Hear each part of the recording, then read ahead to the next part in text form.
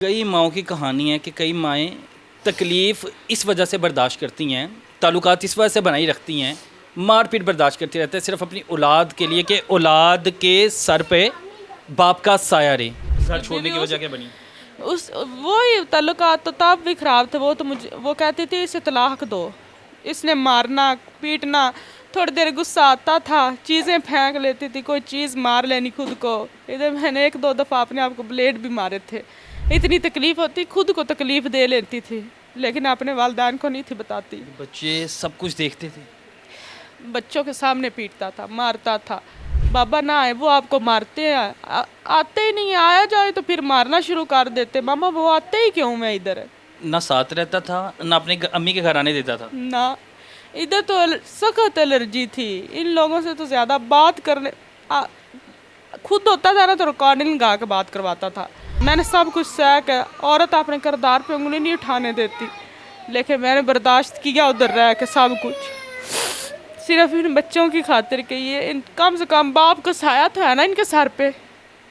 ये तो ना सोचेंगे हमारी माँ ने अपने आप को सुकून देने के लिए हमसे हमारे बाप का साया ही छीन लिया। इतना कुछ कैसे बर्दाश्त करती रही? इतना सब्र कैसे आ गया सना में? बस आ गया, खुदा ने दिया। फिर इसकी बीवी के ताल्लुकात आपसे ख़राब हुए। घर छोड़ने बीवी की वजह क्या बनी? उस वही ताल्लुकात तो तब भी ख़राब थे। वो तो मुझे वो कहती थी इसे तलाक दो, इसको रखने ही नहीं क्या है। नाम था उसकी बीवी का? नाजिया। नाजिया। नाजिया का मुतालबा ये था कि सना को सना को तलाक दो बस। वो शुरू दिन से आई ये कहती थी कि इसको तलाक दो, मैं इसको इस घर में नहीं बर्दाश्त कर सकती। उससे पहले उसकी शादी हुई थी। नहीं मुझे नहीं ये पता हुई थी या आप नहीं। बता रही उसकी उम्र काफ़ी काफ़ी ज़्यादा, ज़यीफ से काफ़ी ज़्यादा है उसकी। बुढ़िया थी वो। इतनी बुढ़िया भी नहीं है, आंटी टाइप ही थी। अच्छा। जी। तो आप वहाँ से निकल आई। नहीं मैं उधर ही थी। अक्सर बड़े आ जाते, फिर उनकी बातें मानना पड़ती हैं। वह अहले मोहल्ला के बड़े बड़े लोग आ जाते थे, मैं उनकी बातों में आके, उन्होंने कहा इसने तो जो करना था कर लिया बेटा, तू ही बैठ जा, तेरी छोटी छोटी बच्चियाँ जाएगी उधर परेशान करेगी, एक भाई है।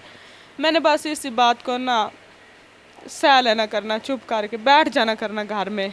इसने मारना पीटना, थोड़ी देर गुस्सा आता था, चीज़ें फेंक लेती थी, कोई चीज़ मार लेनी खुद को। इधर मैंने एक दो दफ़ा अपने आप को ब्लेड भी मारे थे। इतनी तकलीफ़ होती, खुद को तकलीफ़ दे लेती थी, लेकिन अपने वालिदैन को नहीं थी बताती। बच्चे सब कुछ देखते थे। बच्चों के सामने पीटता था, मारता था। बच्चे तो डिप्रेशन में जाना शुरू हो गए। मैं देख रहा हूँ बच्चे तो बड़ी बच्ची जो मेरी है ना, वो सोच सोच के वो हर वक्त सोचती ही रहती है बस। वो नॉर्मल नहीं है, मतलब बोलती नहीं है, बस यही कहती है कि मामा आप बाबा से बात ना किया करो, बाबा ना आए इधर, बाबा ना आए वो आपको मारते हैं। आते ही नहीं है, आया जाए तो फिर मारना शुरू कर देते। मामा वो आते ही क्यों मैं इधर? कोई नशा करता था ये? शराब वगैरह पीता है, और बेहद पीता था। बेहद पीता और बनाता भी था, बेचता था। शराब पीता भी था और बेचता भी था। अच्छा सना, अब आप अपने घर से स्पेशल गई थी, वो क्या कहानी है कि आप अपना घर छोड़ के इधर आई थी और फिर दोबारा मिलने गई? मेरी अम्मी की तबीयत नहीं थी ठीक। मैंने इससे पूछा कि मैंने कॉल की इससे मैं चली जाऊं। इसने बोला नहीं जाना, रहने दो, तुम्हारी भाभी है, तुमने उधर जाके क्या करना है।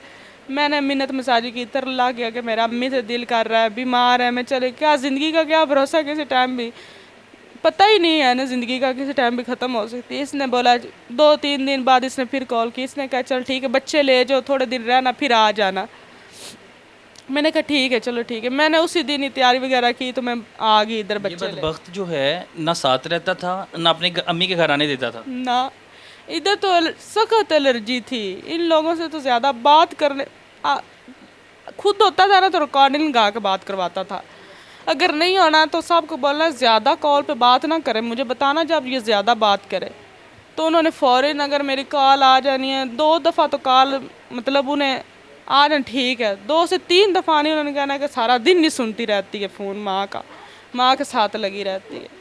अगर उनका ज़्यादा गुस्सा आए तो फिर कहते हैं कि ये बद किरदार है, पता नहीं किस किस से बातें करती है। मैंने सब कुछ सह के, औरत अपने किरदार पे उंगली नहीं उठाने देती, लेकिन मैंने बर्दाश्त किया उधर रह के सब कुछ, सिर्फ इन बच्चों की खातिर के। ये कम से कम बाप का साया तो है ना इनके सर पे। ये तो ना सोचेंगे हमारी माँ ने अपने आप को सुकून देने के लिए हमसे हमारे बाप का साया ही छीन लिया। ये कई माओं की कहानी है कि कई माएँ तकलीफ़ इस वजह से बर्दाश्त करती हैं, ताल्लुकात इस वजह से बनाई रखती हैं, मार पीट बर्दाश्त करती रहती है सिर्फ अपनी औलाद के लिए कि औलाद के सर पे बाप का साया रहे। लेकिन ऐसे बदबख्त बाप से बेहतर है औलाद साइड पे हो जाए, क्योंकि वो एक बच्ची है, मैं बच्ची दिखाता हूँ, वो बच्ची गुमसुम रहती है, किसी से बात नहीं करती, खामोशी से खुद ही सोचती रहती है, माँ को कहती है माँ पापा को ना बुलाया करो आप, वो बड़े मासूमाना अंदाज से कहती है, क्योंकि उसने अपनी आंखों से वो चीज़ देखी है। वो बच्ची ज़हनी तौर पे कहाँ पर होगी। अब माँ की हालत देख लें कि बाल नहीं है, ये छोड़ दें, अपने ज़हनों से ये ख्याल निकाल दें कि हम लोगों ने बाप का साया सर पे रखना है। अगर ख़वातीन आप बहन मेरी जो देख रही हैं, जिनके साथ माओं के साथ, जिन बहनों के साथ जुल्म होता है, घर बैठ जाएँ, बच्चे खुद पाल लें, मेहनत कर लें, लेकिन अपने बच्चों को तकलीफ़ ना दें, अपने आप को तकलीफ़ ना दें।